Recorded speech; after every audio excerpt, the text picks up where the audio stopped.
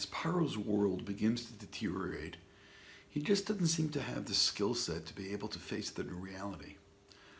Moshe had come and warned him, told him that the God of Israel had said it's time to let the Jews go. Paro doesn't know this God. Paro has amnesia. Paro can't possibly seem to remember who this God is, and Paro can't agree. Moshe then proceeds, together with Aaron, to show a couple of signs to indicate who this God is, to indicate what exactly the power that God possesses. One of the things that he does is he takes the staff, throws it to the ground, and becomes a crocodile.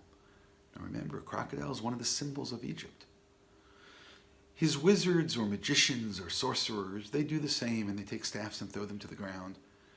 And then Aaron's staff swallows up the staffs of the Egyptians. We need to understand the message.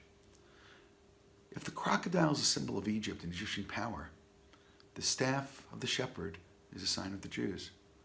There was a message here that the staff of the Jews, the staff of the shepherd, is going to swallow up Egypt. Egypt is gone. The Jews are going to leave. Paro can't win. But somehow, despite the message and despite the conclusion of this, Paro's ready to go on.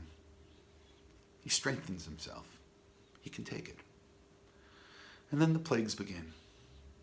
His beloved Nile turns to blood, as if the very god of Egypt, the Nile itself, is stabbed and bleeding. But again, when the sorcerers are able to turn even more water into blood, so again, Paro feels strong. He doesn't have to give in.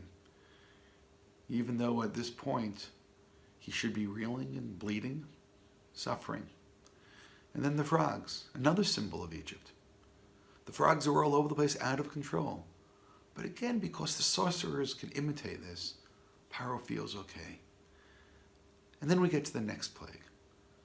The next plague is lice. Lice is very small, but lice could be annoying. Well, water was an annoyance. It didn't affect them personally, their bodies. Now the lice was all over. But perhaps people could be used to lice. But at this point, the sorcerers can't imitate it. And they say, this is Etzba Elohim, or Etzba Elohim. This is the finger of God. It's very interesting that they don't say the God of Israel. They don't use the more holy name which Moshe had used earlier, the Yud He Vav He. Rather, they leave it in a more generic sense, a finger of God. And by doing this, we get a sense not only of Paro, but another understanding of his advisors. His advisors can't tell him the real truth. We can't do this, and we're facing something that we cannot win this battle. Instead, they choose to put it in a generic sense that this is something from God. Some of the commentators even understand it, that the impression that they are giving to him is that this is one of the gods of Egypt. This is nature, perhaps. This is astrology. This is something which is coming from a different place.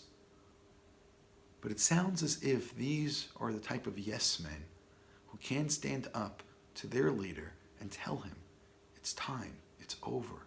We're not at all going to win. Paro, who intimidates his slaves, apparently has also intimidated his sorcerers. And therefore, when facing destruction, they choose to put this in a way which, shall we say, is a little more powerful. And what happens next is that they continue.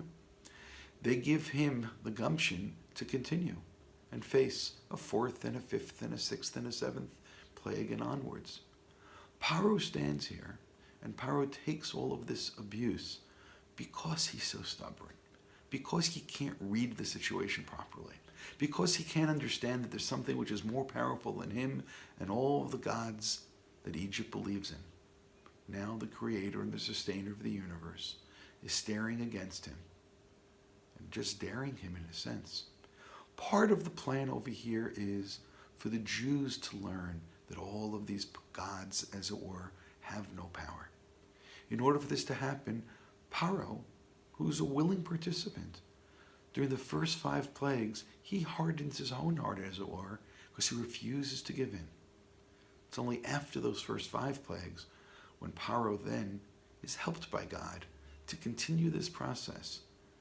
As it continues and as the plagues come, it will become abundantly clear to one and all that there is only one God, creator and sustainer of the universe. Paro just could not accept it.